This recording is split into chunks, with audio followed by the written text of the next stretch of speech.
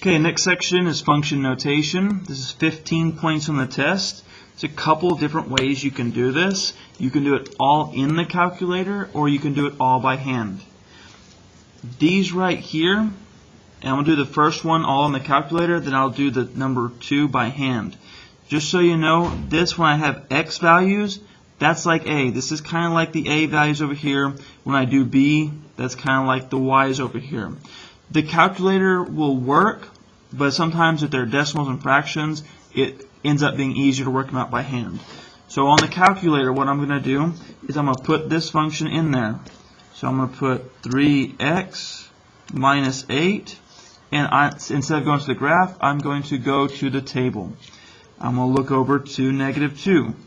Negative 2 says negative 14. Then I can go to 3. And there's a 1 over here. Then I have a 5. I can go down. That's 7. And then what I can do is I can look over here and hopefully I have an 8. There's a negative 8 there. The x value for that is 0. And then there's a 13. That will be 7. So I filled out my table on this one using the calculator.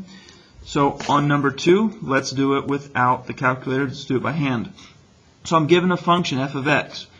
What this tells me is f of x is 2 times 3x minus 4.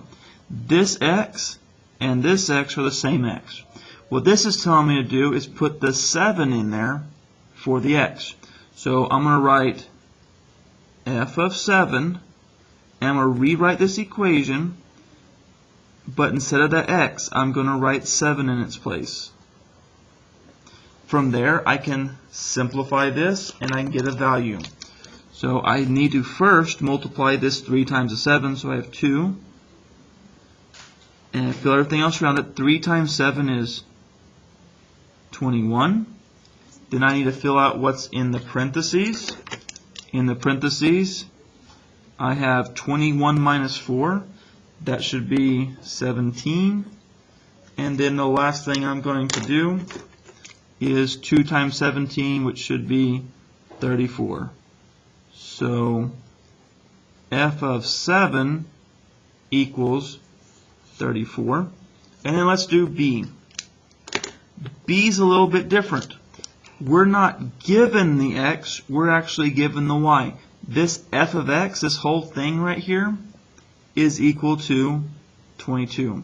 So we're going to start with that 22. And that's going to equal 2 times 3x minus 4. Now instead of plugging these values in and just doing math, we're actually going to have to solve this equation like we were doing in the first section of the review. First thing we can do is distribute, because we have to simplify first.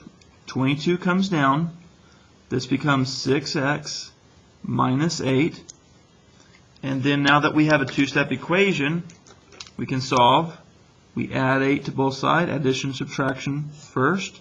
What's that? 30 equals 6x. And the last thing we're going to do here is divide both sides by 6. That cancels off to 1, so we have an x there equals 5. X equals 5 right there.